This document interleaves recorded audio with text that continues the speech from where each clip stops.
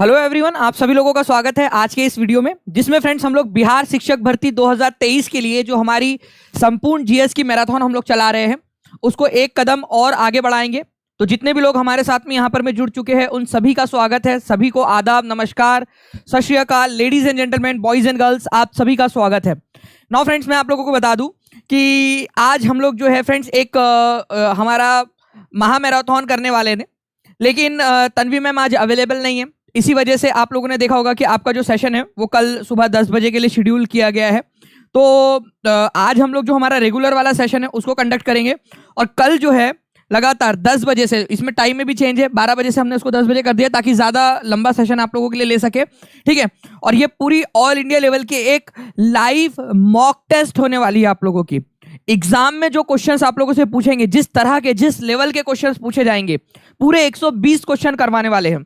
मैं अपने सब्जेक्ट के क्वेश्चंस कराऊंगा, उसी सेशन में अंकुर सर अपने सेशन के, अपने लेक्चर के क्वेश्चंस कराएंगे, अपने सब्जेक्ट के क्वेश्चंस कराएंगे, रितिका मैम अपने सेशन जो है सब्जेक्ट के क्वेश्चंस कराएंगी, तन्वी मैम अपने सब्जेक्ट के क्वेश्चंस कराएंगे। यहाँ पर मैं इस तरीके से जो है फ्रेंड्स पूरा का पूरा जो आपका जीएस का पेपर है, जिससे आप लोगों की रैंकिंग बनने वाली है, आपकी मेरिट लिस्ट बनने वाली है, आपका सिलेक्शन होने वाला है, उसका एक पूरा का पूरा एक प्रैक्टिस सेट होगा। आप लोगों को क्या करना है, आपने वो पूरा सेशन अच्छे से देखना है, क्योंकि पूरा एज इट इज उसी पैटर्न के अंदर में हम लोग उसमें चलेंगे। ठीक है, ऐसे के जैसे आप लोग जो है एक्चुअल पेपर दे रहे हो। आप लोगों ने एक एक क्वेश्चन को अच्छे से सॉल्व करना है। उसके अंदर में आपने पूरे 120 क्वेश्चन 101 2 3 4 ऐसा लिख लेना है आप लोगों ने। ठीक है, ताकि आप लोग जो है कौन सा सही हुआ कौन सा गलत हुआ वो आप लोग लगा सके, और 120 में से कितने नंबर आ रहे हैं वो आप चेक कर सके। ठीक है, चलिए। तो हम लोग जो है कल इसको 10 बजे करने वाले हैं। आज हमारा जो है रेगुलर सेशन यहाँ पर मैं इसको कंडक्ट करेंगे। आज भी हम लोग काफी सारे क्वेश्चन सीखने वाले हैं। हो सकता है कि आज के एक्सप्लेनेशन के ऊपर में बेस्ड कल कुछ क्वेश्चन आप लोगों को मिले, तो आप लोगों का कॉन्फिडेंस बढ़ जाएगा कि जी हाँ, आपने जो है अब सही करने में आप लोग सक्षम हो चुके हो। जितने भी लोग हमारे साथ में यहाँ पर में जुड़ चुके हैं उन सभी का स्वागत है। 1000 से ज्यादा लोग जुड़ चुके हैं, आप सभी का बहुत बहुत धन्यवाद। जिन्होंने भी सेशन को लाइक कर दिया उन सभी लोगों को बहुत बहुत शुक्रिया। फ्रेंड्स, जहां जहां भी शेयर कर सकते हो अपने दोस्तों के साथ में, टेलीग्राम, फेसबुक, व्हाट्सएप, इंस्टाग्राम, जल्दी जल्दी से शेयर कर देंगे सेशन को। और जिन्होंने भी टीचिंग परीक्षा चैनल को सब्सक्राइब नहीं किया वो लोग चैनल को सब्सक्राइब करके बेल आइकन जरूर दबा देंगे, ताकि टाइम आप लोगों को जो है फ्रेंड्स, आपको हमेशा जब भी क्लास के लिए नोटिफिकेशन आना हो तो टाइम पे आपको मिल जाए। पहला क्वेश्चन आप लोगों के स्क्रीन के ऊपर में ये रहा, जल्दी से आप लोग बताएंगे यहाँ। ठीक है, आपको बताना है कि वास्को डी गामा, ठीक है, मामा नहीं है वो, ठीक है, वास्को डी गामा जो है वो कौन से साल भारत के अंदर में आया था।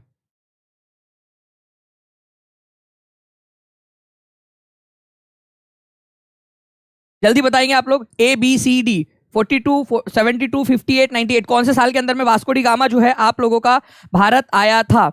वास्को डी गामा, वैसे तो वो 3 बार आया है भारत, लेकिन किस वर्ष वो है, कालीकट कोझीकोड के अंदर में आया था पहली बार।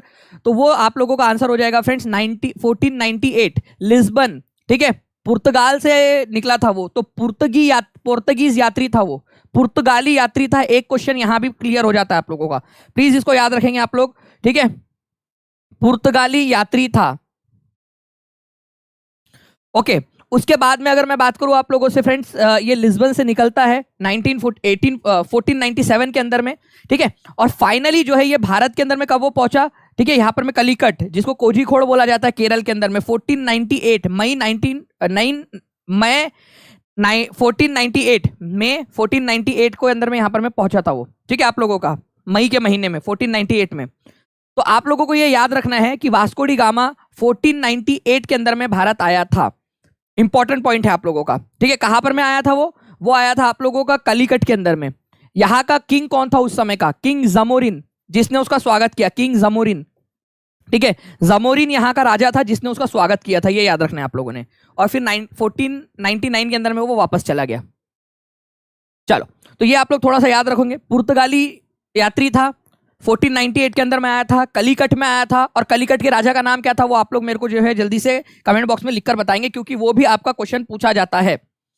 नेक्स्ट क्वेश्चन की तरफ में आगे बढ़ते हैं फ्रेंड्स। आप लोगों का कौन सा अनुच्छेद प्रत्येक नागरिक को के मौलिक कर्तव्यों को निर्दिष्ट करता है। कौन सा आर्टिकल है जो मौलिक कर्तव्यों को निर्दिष्ट करता है, फंडामेंटल ड्यूटी के बारे में बताता है।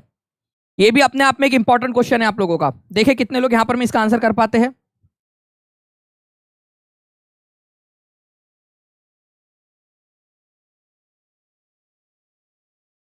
Fundamental duties. देखिए फ्रेंड्स, फंडामेंटल ड्यूटीज जो है ये आपका फंडामेंटल राइट से अलग है। जैसे आपके पास में फंडामेंटल कुछ राइट्स है जो आपके अधिकार है, वैसे ही आपके कुछ कर्तव्य भी होने चाहिए। आपका अधिकार है पढ़ने का, तो आपका जो है कर्तव्य भी बनता है, ठीक है, कुछ ना कुछ यहाँ पर में योगदान देने का अपना अपना। तो वैसे ही फ्रेंड्स यहाँ पर में हमारे संविधान के निर्माताओं ने भी सोचा कि अधिकार के साथ में कुछ कर्तव्य भी होने चाहिए। तो कर्तव्य, मौलिक कर्तव्य हमारे संविधान के अंदर में बाद में जोड़े गए, ठीक है, पहले संविधान के अंदर में थे नहीं। हमारे संविधान के अंदर में ओरिजिनल कॉन्स्टिट्यूशन में ये जोड़े गए 1976 में, 1976 में 42वें संविधान संशोधन के जरिए, 42nd कॉन्स्टिट्यूशनल अमेंडमेंट एक्ट के जरिए इसको जोड़ा गया। इसके जरिए हमारे संविधान में पार्ट नंबर 4, ठीक है, पार्ट नंबर 4 और पार्ट नंबर 5, उसके बीच में एक जबरदस्ती एक पार्ट को घुसाया गया, एक पार्ट घुसाया गया। वो पार्ट कौन सा था? वो पार्ट है आप लोगों का पार्ट नंबर 4A। तो भाई लोग और उनकी सभी बहनों, ध्यान से सुनो आप लोग, ये जो आपका फंडामेंटल ड्यूटी है, मौलिक कर्तव्य है, ये कौन से पार्ट में है? पार्ट नंबर 4A में है। ये सभी लोग कमेंट में लिखेंगे जल्दी से, ये बहुत इंपॉर्टेंट है। पार्ट 4A, पार्ट 4 और पार्ट 5 के बीच में जबरदस्ती उसको घुसाया गया, भाई घुस घुस अंदर घुस, उसके बीच में घुसा दिया गया। पार्ट नंबर 4A के अंदर में है ये याद रखना है आप लोगों ने, मौलिक कर्तव्य आपका। और उसमें केवल एक आर्टिकल है, और वो आर्टिकल है आपका आर्टिकल नंबर 51A। ये भी जबरदस्ती घुसाया गया है। आर्टिकल नंबर 51 था, आर्टिकल नंबर 52 था, उसके बीच में जबरदस्ती जो है आप लोगों का 51A को घुसाया गया। एक ही आर्टिकल है इस पूरे के पूरे पार्ट में, एक ही आर्टिकल है बस, 51A, जिसमें आपकी 11 फंडामेंटल ड्यूटीज है, 11 आपके कर्तव्य है, मौलिक कर्तव्य आप लोगों के 11 मौलिक कर्तव्य, ठीक है। ये याद रखना है आप लोगों ने। मौलिक कर्तव्य वाली भी पूरी क्लास मैंने करवाई हुई है, आप उसको भी देख सकते हो। मौलिक कर्तव्य पूरा जिसके अंदर में हम लोगों ने किया हुआ है अच्छे से। प्रीएम्बल एंड फंडामेंटल ड्यूटीज करके एक क्लास हुई थी जिसके अंदर में मैंने पूरा पढ़ाया था आपको, पूरे के पूरे 11 फंडामेंटल ड्यूटीज आप लोगों को पढ़ाई है और याद भी करवाया था मैंने आप लोगों को उसको। तो आर्टिकल नंबर 51A जो है आप लोगों का मौलिक कर्तव्यों से रिलेटेड है। स्वर्ण सिंह कमेटी थी, एक कमेटी बनाई गई आप लोगों की, स्वर्ण सिंह कमेटी, स्वर्ण सिंह कमेटी, ठीक है, जिसके रिकमेंडेशन के आधार पर भारत के संविधान में पार्ट नंबर 4A को जोड़ा गया। फंडामेंटल ड्यूटीज लेने का विचार हमारे दिमाग में कहां से आया था? यूएसएसआर के संविधान से, जो यूनाइटेड सोवियत सोशलिस्ट रिपब्लिक जो था आप लोगों का, जिसको आज आप रशिया बोलते हो, पहले बहुत बड़ा एक संघ था वो, फिर बाद में वो 15 अलग अलग देशों में टूट गया।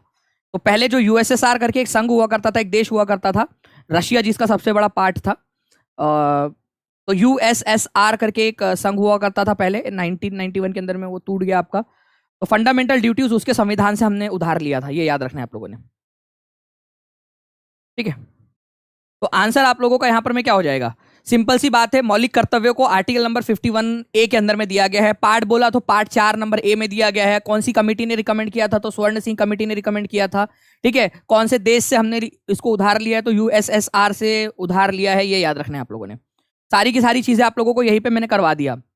नाउ फ्रेंड्स, एक क्वेश्चन आपका, भारतीय संविधान का अनुच्छेद 39A समान न्याय और निःशुल्क कानूनी सहायता की बात करता है, ये किससे संबंधित है? ये कहां पर में दिया गया आप लोगों का? भारतीय संविधान का अनुच्छेद 39A समान न्याय और निःशुल्क कानूनी सहायता की बात करता है, तो ये आप लोगों का हमारे भारत के संविधान के कौन से वाले पार्ट के अंदर में मिलेगा? ठीक है, जैसे कि फंडामेंटल राइट्स आपका पार्ट नंबर 3 है, पार्ट नंबर 3। यूनियन गवर्नमेंट, ठीक है, पार्ट नंबर 5, पार्ट नंबर 5, ठीक है। स्टेट गवर्नमेंट पार्ट नंबर 6 और directive principle of state policy part number 4, part 4, ठीक है। तो किससे रिलेटेड है? आपको क्या लगता है, बताओ जल्दी से।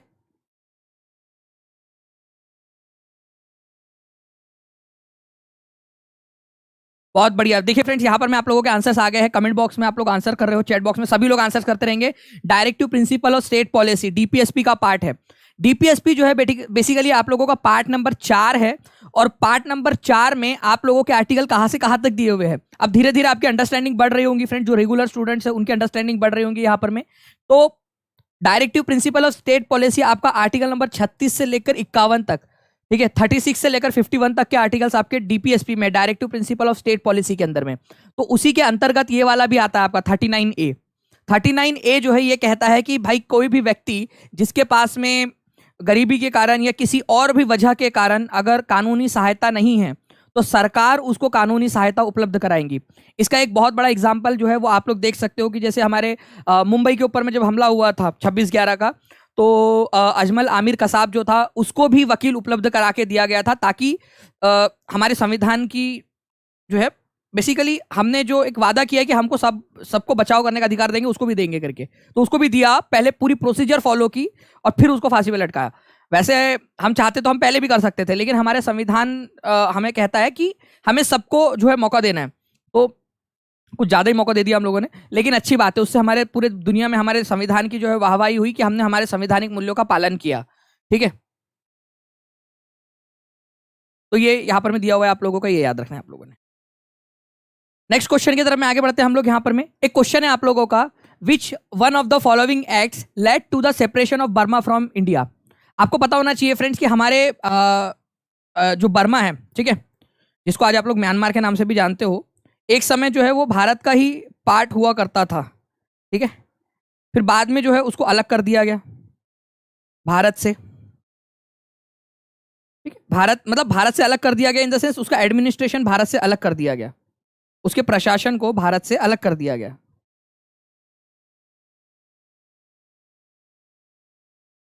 तो वो कौन सा कानून था जिसके तहत इसको किया गया?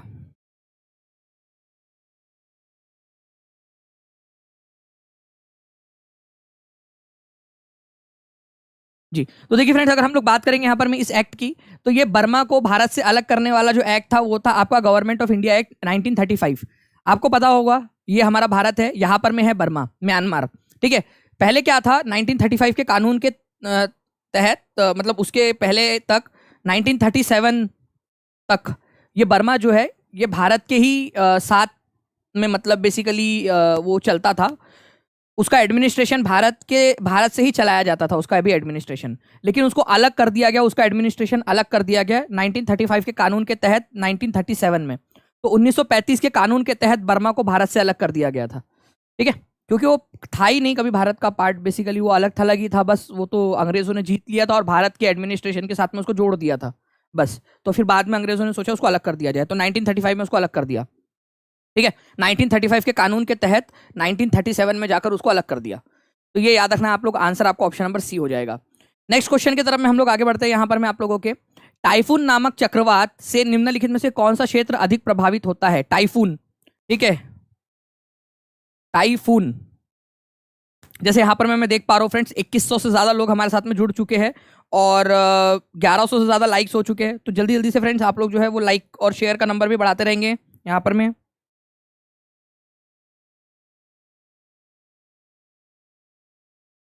तो टाइफून, देखिए फ्रेंड्स, इसको ना मैंने ऐसे याद किया हुआ है, फोन।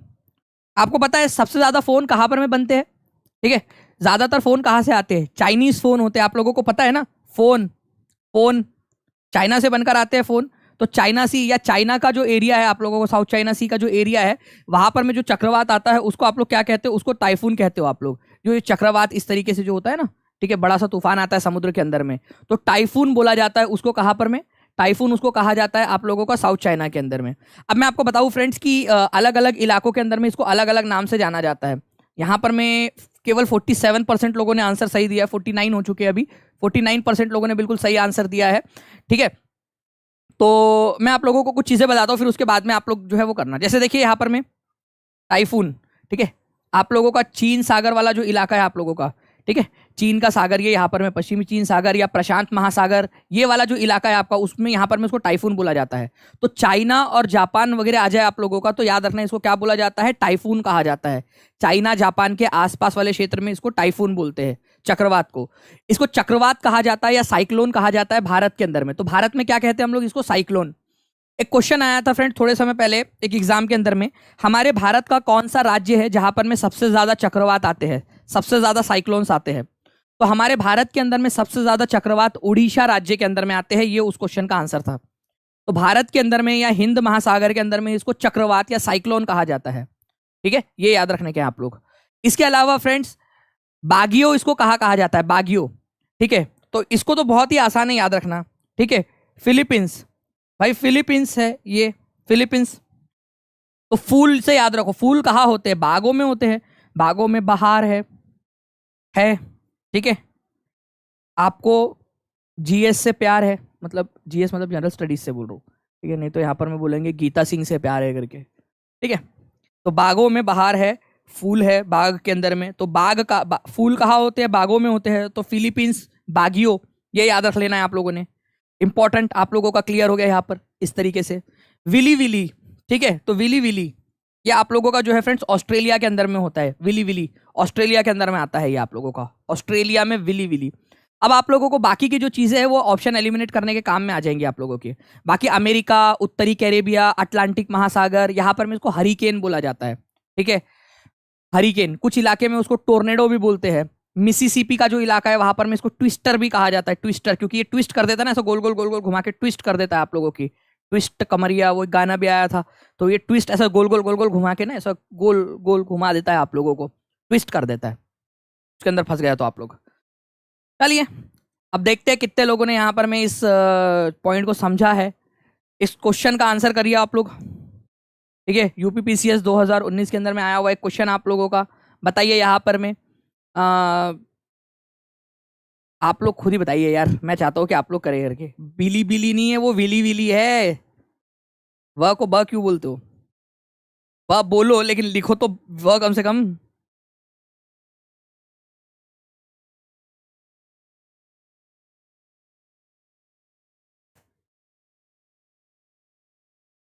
चलो पोल भी दे दिया मैंने आप लोगों को, देखते हैं आप कितने लोगों को याद हो गया ये चीज।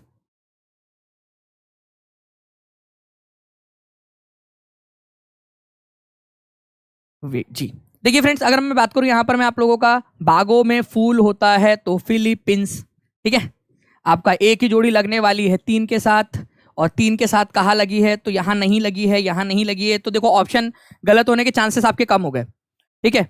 उसके बाद में आप लोगों का फोन, ठीक है, फोन आया, फोन आया, कहाँ से आया फोन, चाइना से आया फोन, ठीक है, तो फोन चाइना से, तो सी की जो जोड़ी है वो 2 के साथ लगनी है आप लोगों की, और सी की जोड़ी 2 के साथ एक ही जगह पे लगी है, आंसर बी हो सकता है। एक से ही आप लोग एलिमिनेट कर लोगे बस। 84% लोगों ने सही आंसर दिया है यहाँ पर में।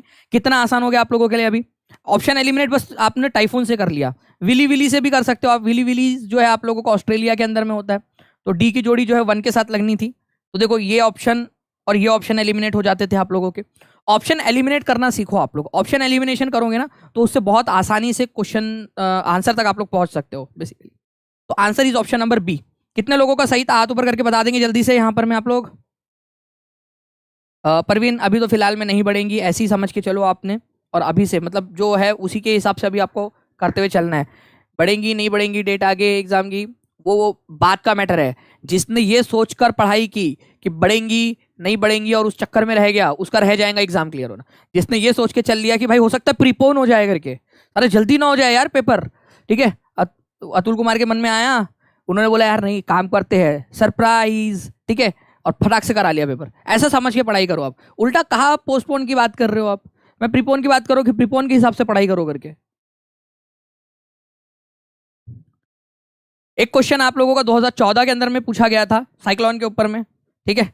अब इस क्वेश्चन का आंसर भी कर दो, ठीक है, इतना खर्चा हो ही गया है मालिक, तो एग्जाम वाला क्वेश्चन आप लोग सॉल्व कर ही दो, ताकि हमेशा हमेशा के लिए आप लोगों की जिंदगी के दुख खत्म हो जाए इस चीज से।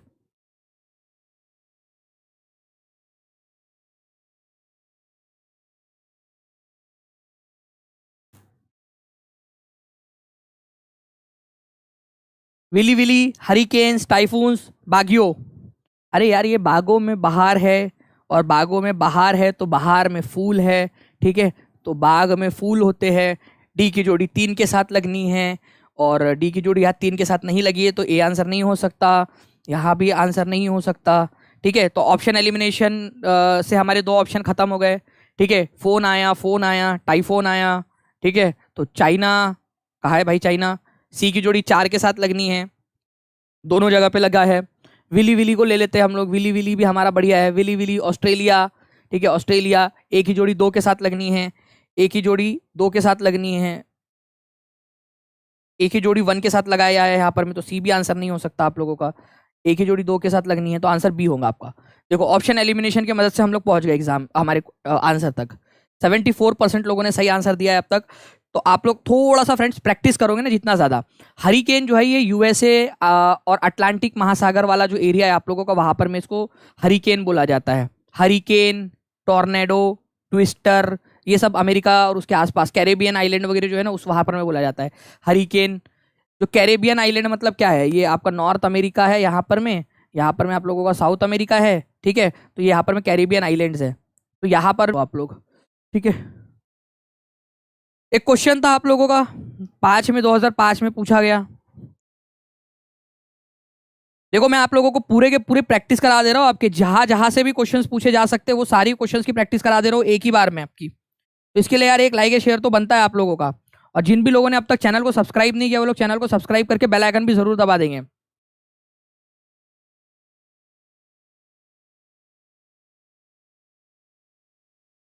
चलिए, ऑस्ट्रेलिया, चाइना, इंडिया, यूएसए, कहां पर में क्या आता है? तो भाई अलग अलग प्रकार से क्वेश्चन एग्जाम में पूछे जा रहे हैं आप लोगों के। चाइना के अंदर में तो हम आंख बंद करके बोल सकते हैं फोन आया टाइफोन आया। तो बी की जोड़ी 3 के साथ लगा दो भाई लोग, कहां पर में लग रहा है देख लो, ठीक है। बी की जोड़ी 3 के साथ, तो ये दोनों में तो नहीं लग रहा, तो ये ए और सी तो आंसर नहीं हो सकता आपका। ए और सी लगाने वालों तुमको जो है वो दुनिया कभी माफ नहीं करेंगी, ए और सी जिसने भी लगाया है, ठीक है। इंडिया के अंदर में इसको साइक्लोन बोला जाता है, इंडिया में, ठीक है, साइक्लोन बोलते हैं इंडिया के अंदर में इसको हम लोग। तो सी की जोड़ी 4 के साथ लगेंगे आपकी। ओ माय गॉड, सी की जोड़ी 4 के साथ केवल एक ही जगह पे लगी है, केवल एक जगह पे, और आंसर हमारा आ चुका है। 92% लोगों ने सही आंसर दिया है। अब आप लोगों का अंडरस्टैंडिंग बढ़ती जा रही है। अब ऐसा कोई भी क्वेश्चन आने दो एग्जाम में, आप लोग उड़ा के आओगे, ठीक है। तो बी की जोड़ी, बी यहाँ पर मैं आ जाऊंगा, सी की जोड़ी 4 के साथ लगनी है आप लोगों की, बी की जोड़ी 3 के साथ, खत्म, खल्लास, फिनिश, ठीक है। ऑस्ट्रेलिया के अंदर में विली विली बोला जाता है, ए की जोड़ी 2 के साथ। अरे ये भी अपने आप में देखो, ये भी एलिमिनेट हो गया था विली विली से भी। ये बहुत प्रो हो गए हो यार आप लोग, एकदम मतलब टन टनाटन प्रो हो चुके हो आप लोग, बढ़िया है। चलो 1400 लाइक्स हो चुके हैं फ्रेंड, 2700 लोग देख रहे हैं। जल्दी जल्दी से लाइक का नंबर भी बढ़ा दो फिर जल्दी से, ताकि ऐसे ही और भी बहुत सारे क्वेश्चंस आप लोगों को करवा सकूं, ठीक है। यूएसए के अंदर में इसको हरिकेन बोला जाता है, ओके। चलिए नेक्स्ट क्वेश्चन की तरफ में हम लोग आगे बढ़ते हैं। यहाँ पर में आपको बताना है भारतीय संविधान का निम्न में से कौन सा अनुच्छेद अस्पृश्यता को समाप्त करता है? अस्पृश्यता को समाप्त करता है भारत का संविधान, ठीक है। अनटचेबिलिटी, अनटचेबिलिटी का मतलब होता है किसी को जात पात के आधार पर, ठीक है, किसी को भी जात पात के आधार पर, ठीक है, ठीक है, उसको अपने कुएं से पानी नहीं भरने देना, स्कूल में नहीं आने देना, ठीक है, और दुकान से उसको सामान नहीं देना, जिस रास्ते से वो गया है उस रास्ते पर नहीं चलना, यह अस्पृश्यता कहलाता है। ऐसा नहीं कि जाके किसी ने टच नहीं करने दिया तो इसने मेरे को टच नहीं करने दिया तो अस्पृश्यता नहीं। अस्पृश्यता का मतलब वो टच करने देने वाला नहीं है। अस्पृश्यता का मतलब यहाँ पर मैं बेसिकली आप समझो कि आप उसको जाति के आधार पर अलग थलग कर रहे हो, वो अस्पृश्यता होता है, अनटचेबिलिटी, ठीक है। तो आर्टिकल नंबर 17 में आप लोगों को ये दिया गया है। मैं आपको बता दूं फ्रेंड्स कि अगर आप लोगों ने अनटचेबिलिटी परफॉर्म की तो आप लोग जो है वो जिंदगी भर के लिए आप लोग जो है गवर्नमेंट सर्विसेज से बैन हो जाओगे। तो बहुत बड़ा खतरा है, कभी भी अस्पृश्यता नहीं करना, जात पात के आधार पर किसी को भी जो है वो अलग थलग नहीं करना कि ये छोटी जाति का इसलिए इसको अलग कर दो, या स्कूल में जाकर आपने छोटी जाति के किसी बच्चे को, सो कॉल्ड, वैसे छोटी जाति बड़ी जाति ऐसा कुछ होती नहीं है, इंसान इंसान होता है, लेकिन मान लो आपने सो कॉल्ड ऐसा किया तो जिंदगी भर के लिए आप जो है वो सरकारी नौकरी से बैन हो जाओगे, ठीक है, और खत्म कर दिया जाएगा। 17, तो ये खतरा वाली बात है, ऐसा करना नहीं है आप लोगों ने किसी ने भी, ठीक है। तो अस्पृश्यता 17 के अंदर में आप लोगों का। उपाधियों का अंत, जो उपाधि आपको दी जाती है राजा अधिराज, ठीक है, राजा अधिराज, उपाधियों को खत्म कर दिया गया है 18 के जरिए, ओके। आर्टिकल नंबर 18 में, ठीक है, आर्टिकल नंबर 18 के अंदर में उपाधियां खत्म कर दी गई, जैसे राजकुमार, राजकुमारी, ये सब जो उपाधियां दी जाती थी वो उपाधियां खत्म कर दी गई। हाँ, अब मान लो किसी मम्मी ने अपने बच्चे का नाम ही रख दिया यहाँ पर मैं, अरे रे ले ले ले मेरे घर में नन्ना मुन्ना बच्चा हुआ है, इसका नाम मैं राजकुमार रखूंगी, तो क्या ना राजकुमार नाम रख सकते हैं? हाँ, वो नाम रख सकते, लेकिन कोई और नाम है और केवल टाइटल के रूप में राजकुमार इस्तेमाल कर रहे हो या राजकुमारी इस्तेमाल कर रहे हो, वो गलत है। नाम के आगे में लगा देना जानबूझकर, महाराज अधिराज, ठीक है, चक्रवर्ती, ठीक है। अब मिथुन चक्रवर्ती वो उसका सरनेम है तो वो लगा सकता है, लेकिन वो टाइटल के रूप में नहीं लगा सकता, ठीक है। तो आंसर यहाँ पर ऑप्शन नंबर सी हो जाएगा आप लोगों का। अब देखिए यहाँ पर मैं एक बहुत ही बढ़िया क्वेश्चन है आपका, निम्नलिखित में से किस समिति ने मौलिक कर्तव्यों को शामिल करने की सिफारिश की थी? ये अभी आपको स्टार्टिंग में बताया, जो भी बच्चे स्टार्टिंग से जुड़े हुए थे वो लोग इसका आंसर कर पाएंगे आराम से, ठीक है। 2000 बच्चों जो है यहाँ पर में उन्होंने फ्रेंड्स पोल में आंसर किया था, और लाइक्स जो है यहाँ पर में केवल 1600 है, तो ये बहुत नाइंसाफी है।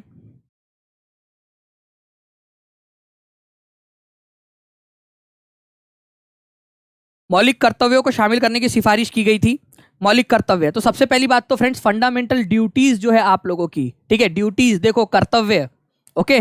तो जब लाभ उठाते हैं तो कर्तव्य भी कुछ होते हैं। तो कर्तव्यों के बारे में अगर हम लोग बात करेंगे तो स्वर्ण सिंह कमेटी जो थी, ठीक है, चौधरी स्वर्ण सिंह कमेटी, इसने रिकमेंड किया था कि भाई हमें क्या करना चाहिए, हमें जो है हमारे भारत के अंदर में कर्तव्य भी करने चाहिए, क्योंकि लोग जो है क्या करते हैं, केवल और केवल फंडामेंटल राइट्स का, अपने अधिकार का इस्तेमाल करते हैं, कर्तव्य पूरे नहीं करते, वो भाग जाते हैं कर्तव्य पूरे करने की जब बारी आती है तब, ठीक है, वो हट जाते हैं, खुदगर्ज हो जाते हैं। तो मौलिक कर्तव्य जो है फ्रेंड्स बेसिकली यहाँ पर में संविधान के अंदर में इसलिए डाला गया था क्योंकि भारत के बहुत सारे लोग होते हैं, ठीक है, आपने भी देखा होगा अभी यहाँ पर में, तो जो अधिकारों का इस्तेमाल करते हैं लेकिन अपने कर्तव्य पूरे नहीं करते हैं, ठीक है, अपना योगदान नहीं देते वहां पर में भारत की प्रगति के अंदर में कभी भी।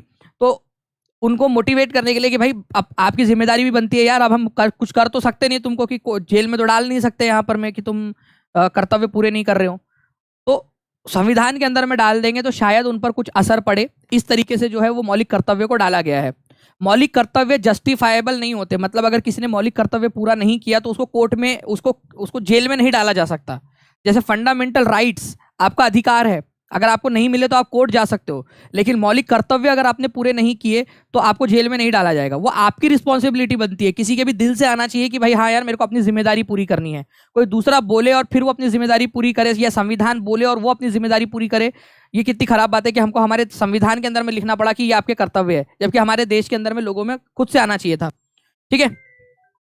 चलिए नेक्स्ट क्वेश्चन की तरफ में हम लोग आगे बढ़ते हैं फ्रेंड्स, यहाँ पर में हमारे, ठीक है, तो स्वर्ण सिंह कमेटी की रिकमेंडेशन के आधार पर हमारे भारत के अंदर में मौलिक कर्तव्यों को आर्टिकल और पार्ट बता देंगे आप, कौन सा आर्टिकल है और कौन सा वाला पार्ट है आपका, ठीक है।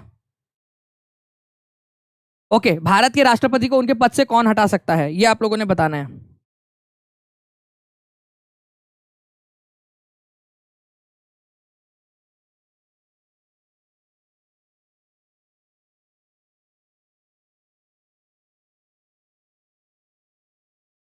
देखिए, भारत का राष्ट्रपति अगर बन गया है और वो जो है संविधान का पालन नहीं कर रहा, वो संविधान के अगेंस्ट जाकर काम कर रहा है, तो उस व्यक्ति को, जो भारत के संविधान को फॉलो नहीं कर रहा, भारत के संविधान को ठीक से लागू नहीं करवा रहा है, तो उस व्यक्ति को हम लोग जो है उसके पद से हटा सकते हैं। और राष्ट्रपति को उसके पद से हटाने का अधिकार किसके पास में है? राष्ट्रपति को उसके पद से हटाने का अधिकार हमारी संसद को है, लोकसभा अकेली नहीं, संसद को है, ये याद रखना है आप लोगों ने। संसद उसको उसके पद से हटा सकती है, संसद। केवल 47% लोगों ने अब तक यहाँ पर में आंसर किया है फ्रेंड्स, सी को। 48-47 के बीच में वो झूल रहा है हमारा झूला। तो राष्ट्रपति को उनके पद से हटाने का अधिकार संसद को दिया गया। इसको महाअभियोग कहा जाता है, महाभियोग, महाभियोग बोलते हैं इसको। ये कौन से आर्टिकल में दिया है? पिछले लेक्चर में मैंने आपको बताया था, आप लोगों को अगर याद हो, ठीक है, पिछले लेक्चर के अंदर में ही मैंने पहले क्वेश्चन में बताया था कि महाभियोग जो है वो आप लोगों का आर्टिकल नंबर 61, आर्टिकल नंबर 61 में दिया गया है। आज तक किसी भी राष्ट्रपति को हटाया नहीं गया है, ये याद रखना है आप लोगों ने, किसी भी राष्ट्रपति को आज तक नहीं हटाया गया है। ये राष्ट्रपति को हटाने की प्रक्रिया हमने कहां से ली थी? कोई बता सकता है? राष्ट्रपति को हटाने की प्रक्रिया हमारे संविधान में हमने कौन से देश से उधार ली है? तो हमने ली है यूएसए से, यूनाइटेड स्टेट्स ऑफ अमेरिका के संविधान से हमने उसको उधार लिया है, हटाने की प्रक्रिया। राष्ट्रपति को चुनने की प्रक्रिया हमने कौन से देश से उधार ली है? कौन से देश के संविधान से? तो राष्ट्रपति को चुनने की जो प्रक्रिया है फ्रेंड्स, वो हम लोगों ने आयरलैंड के संविधान से उधार लिया था, ठीक है। राष्ट्रपति को चुनने की प्रक्रिया, ये आप लोगों को याद रखना है। तो चुनने की प्रक्रिया और उसको हटाने की प्रक्रिया अलग अलग देशों से उधार ली गई है, ये भी आप लोग याद रखोगे। अच्छा, एक क्वेश्चन मैं आप लोगों से पूछना चाहूंगा, हो सकता है आपके एग्जाम में पूछ लिया जाए। मेरे को एक बात बताओ कि भारत के इतिहास में सबसे लंबे समय तक राष्ट्रपति कौन रहा है? सबसे लंबे समय तक।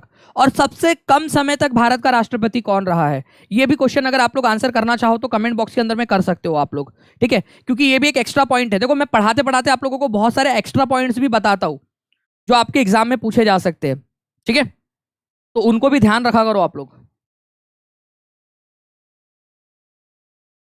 राज्यसभा जो है, उनके जो मेंबर्स होते हैं उनको कितने साल के लिए चुना जाता है? राज्यसभा के सदस्यों को, राज्यसभा के सदस्यों को कितने साल के लिए चुना जाता है? राज्यसभा के सदस्यों को, देखिए फ्रेंड्स, हमारी संसद के दो पार्ट है, हमारी संसद के दो पार्ट है। मतलब दो बेसिकली सदन है, वैसे तो संसद के 3 पार्ट होते हैं, ठीक है। एक है आपका लोकसभा, एक है राज्यसभा और एक है राष्ट्रपति। राष्ट्रपति जो है संसद का पार्ट होता है, ये याद रखना है आप लोगों ने। हमारे संसद के 3 पार्ट है, क्योंकि राष्ट्रपति जब तक हस्ताक्षर नहीं करेगा तब तक जो है वो कानून नहीं बनता है। तो लोकसभा के जो सदस्य होते हैं उनका कार्यकाल 5 साल का होता है, ठीक है, 5 ईयर्स का। जो राज्यसभा के सदस्य होते हैं उनका कार्यकाल 6 साल का होता है, 6 ईयर्स का। तो ये याद रखना है आप लोगों ने कि 6 वर्षों के लिए निर्वाचित होते हैं राज्यसभा के सदस्य। राज्यसभा के सदस्यों का कार्यकाल 6 साल का होता है, राज्यसभा का कार्यकाल नहीं होता। राज्यसभा तो कंटिन्यूअस चलती रहती है, कभी खत्म नहीं होती राज्यसभा। राज्यसभा के लिए जो लोग चुनकर जाते हैं वो 6 साल के लिए चुनकर जाते हैं। राज्यसभा तो परमानेंट हाउस से कंटिन्यूअस चलती रहती है। लोकसभा का कार्यकाल और लोकसभा के सदस्यों का कार्यकाल 5 साल का होता है, जबकि राज्यसभा का कोई कार्यकाल नहीं होता, राज्यसभा के सदस्यों का कार्यकाल होता है, ठीक है। तो आर्टिकल नंबर 81 के अंदर में ये बात बोली गई है राज्यसभा का, जिसमें कंपोजिशन आर्टिकल नंबर 81 81 81 उसके अंदर में राज्यसभा के कंपोजिशन और राज्यसभा के सदस्यों के टेन्योर के बारे में जानकारी दी गई है आप लोगों को। तो उसके अंदर में ये सब बताया गया 6 साल के लिए उनको चुना जाएगा वगैरह वगैरह वगैरह, ठीक है। नेक्स्ट क्वेश्चन की तरफ में हम लोग आगे बढ़ते हैं यहाँ पर में फ्रेंड्स हमारे। तो इसका आंसर तो आपका ऑप्शन नंबर डी हो गया। पुर्तगालियों ने गोवा को किस वर्ष अधिकृत किया था? देखिए आपको पता होना चाहिए फ्रेंड्स कि हमारा जो भारत है वहां पर में आने वाले पहले समुद्री मार्ग से आने वाले पहले यूरोपियंस थे, ठीक है, पुर्तगाली लोग, ठीक है। उन्होंने कलिकट के पोर्ट के ऊपर में 1498 पे कदम रखा था वास्को डी गामा ने। धीरे धीरे जो है फ्रेंड्स उन्होंने क्या किया, भारत के इलाकों को जीतना स्टार्ट कर दिया। यहाँ पर में गोवा है, ठीक है, गोवा को उन्होंने जो है 1510 के अंदर में, ठीक है, 1510 के अंदर में जीत लिया था, ये याद रखेंगे आप लोग, 1510 के अंदर में। तो आंसर आप लोगों का होगा ऑप्शन नंबर बी। 1510 से लेकर, ठीक है, 1961 तक गोवा जो है वो पुर्तगालियों के कब्जे में रहा। कितने साल तक रहा बता सकते क्या गिन के आप लोग? कितने साल हो गए ये आपके?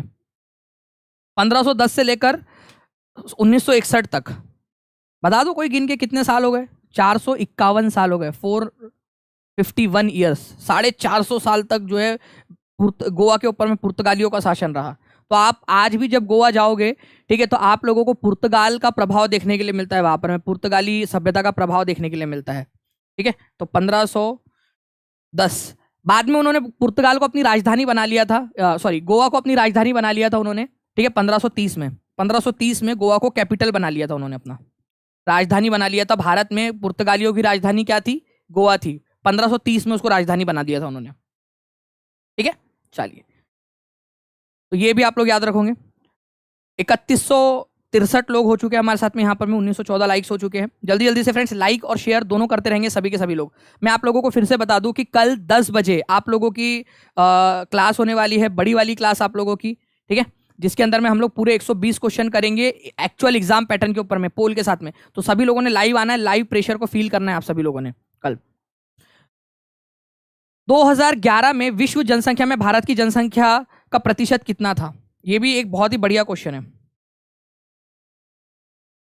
काफी सारे एग्जाम्स के अंदर में पूछा जाता है।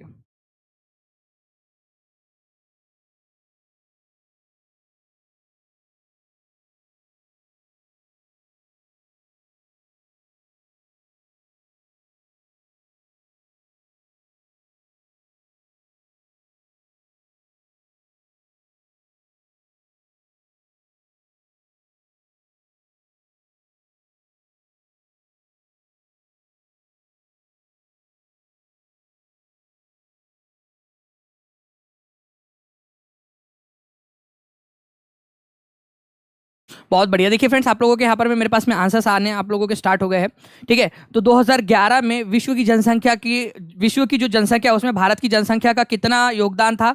तो 17.5 जो है यहाँ पर में इसका योगदान था, 17.5। हमारा भारत जो है पूरे दुनिया का केवल 2.4% एरिया कैप्चर करता है या उसको अपने अधिकार में रखता है। पूरे दुनिया में जितनी जमीन है उसका केवल 2.4% भारत के पास में है, लेकिन पूरे दुनिया की जो जनसंख्या है उसमें से 17.5% भारत के पास में है। तो 2.4% जमीन के ऊपर में 17.5% जनसंख्या रहती है। तो आप समझ रहे हो हमारा देश कितना ज्यादा पॉपुलेटेड है बाकी देशों के मुकाबले में। केवल 2.4% भाग हमारे पास है और उसके मुकाबले में जो है 17.5% जनसंख्या हमारे पास में है पूरे दुनिया की, ठीक है। तो ये भी याद रखेंगे आप लोग, ये इंपॉर्टेंट क्वेश्चन है आपका एग्जाम के अंदर में आप लोगों से पूछ सकते हैं। 17.5% जनसंख्या भारत में है।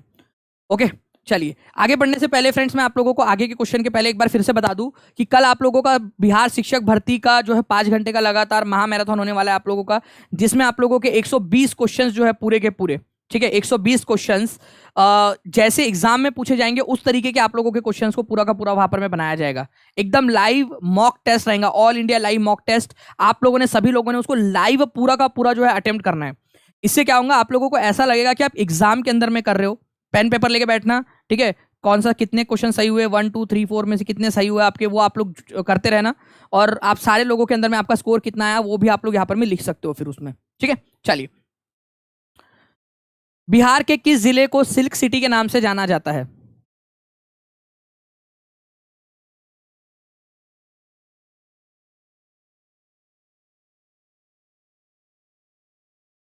बताइए, बिहार के किस जिले को सिल्क सिटी के नाम से जाना जाता है? Bhojpur, Bhagalpur, Banka, Katihar, none of the above, more than one of the above.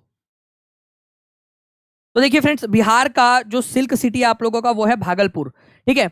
Bhagalpur के अंदर में जो है फ्रेंड्स आप लोगों को काफी सारे जो है वो वीवर्स जो बुनकर है वो देखने के लिए मिलेंगे। कुल बुनकरों की संख्या 90,000 से भी अधिक है भागलपुर के अंदर में। जो बुनकर, बुनकर का मतलब होता है जो कपड़ा बनाते हैं, तो टेक्सटाइल इंडस्ट्री है आप लोगों की। उसके बाद में फिर गया भी आता है आप लोगों का, नालंदा, दरभंगा, मधुबनी वगैरह भी आता है।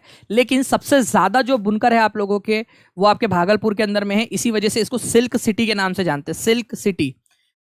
कपड़ा यहाँ पर में बुनाई जो होती है उसके कारण, ठीक है। तो कपड़ा बुनाई के कारण जो है भागलपुर को सिल्क सिटी ऑफ बिहार कहते हैं, सिल्क सिटी ऑफ बिहार, ठीक है। चलिए, तो आंसर आप लोगों को ऑप्शन नंबर बी हो जाएगा। 92% लोगों ने बिल्कुल सही आंसर दिया था। नेक्स्ट क्वेश्चन की तरफ में आगे बढ़ते हैं फ्रेंड्स। ये भी एक बहुत ही बढ़िया क्वेश्चन है, सोने जैसे प्यारे प्यारे बच्चों के लिए एक सोने वाला क्वेश्चन। मतलब सोने वाला मतलब आपको सुलाने वाला नहीं। बिहार के किस जिले में सबसे अधिक सोने के भंडार मिला है? सबसे अधिक सोने का भंडार कहां पर, मैं आपको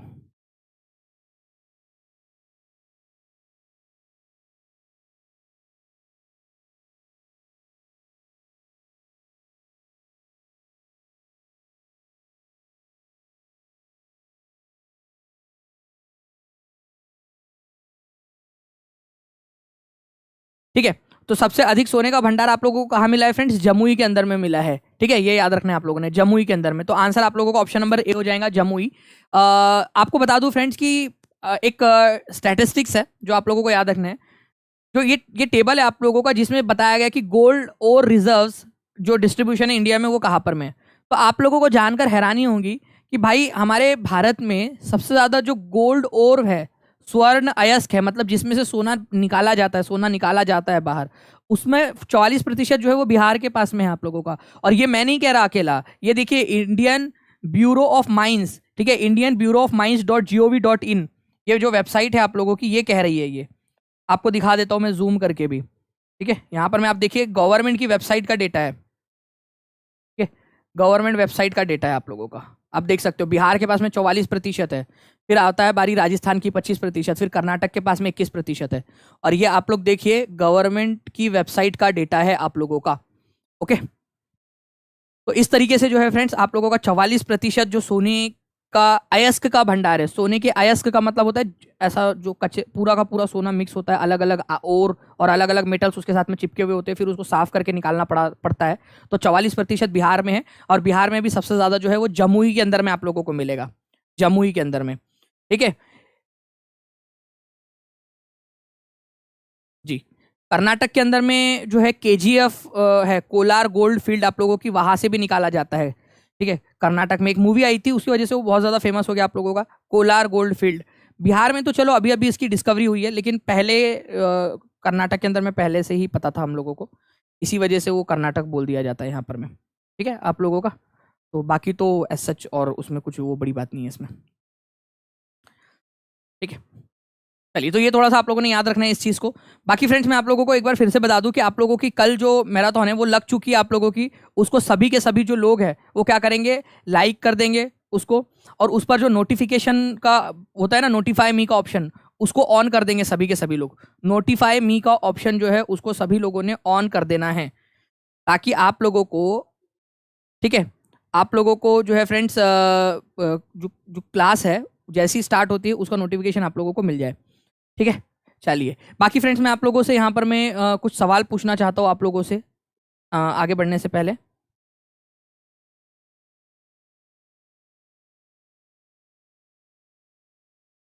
ठीक है, कुछ सवाल आप लोगों से है जो आप लोग मेरे को कमेंट में आंसर करोगे। ठीक है, कमेंट के अंदर में आप लोगों ने आंसर करना है। उससे पहले आप लोगों को बता दूं कि टीचिंग परीक्षा के साथ में अगर आप जुड़ना चाहते हो तो 7611 101 इस नंबर पे कॉल कर सकते हो, या फिर 9697888844 इस नंबर पे भी आप लोग कॉल कर सकते हो। ठीक है, या फिर टीचिंग परीक्षा का ऐप डाउनलोड कर लीजिए, वहां पर में भी आप लोगों को काफी सारी चीजें मिल जाएंगी। आप लोगों को बताना है फ्रेंड्स, ठीक है, सिल्क सिटी किसको कहा जाता है, सिल्क सिटी ऑफ बिहार, ये कमेंट करेंगे आप लोग किसको कहा जाता है। यहां पर मैं सभी के सभी लोग कमेंट करके बताएंगे। ठीक है, आपको बताना है कि पूरे वर्ल्ड का, ठीक है, वर्ल्ड का कितना परसेंट पॉपुलेशन जो है वो इंडिया में रहता है, इंडिया में रहती है। ठीक है, कितना परसेंट पॉपुलेशन इंडिया के अंदर में है, इंडिया में है, ये बताएंगे कितना परसेंट पॉपुलेशन। आज ही पढ़ाया है आप लोगों को, इसी वजह से मैं उम्मीद करता हूँ कि आप लोग इसका आंसर कर पाओगे। ठीक है, आप लोगों को ये बताना है कि भाई टाइफून, ठीक है, टाइफून जो है आप लोगों का ये कहाँ पर में पाए जाते हैं, कौन से एरिया में टाइफून कहा जाता है। ठीक है, टाइफून कहा जाता है चक्रवातों को। हमारे भारत में सबसे ज्यादा चक्रवात कौन से वाले राज्य में आते हैं, ये भी आप बता सकते हो।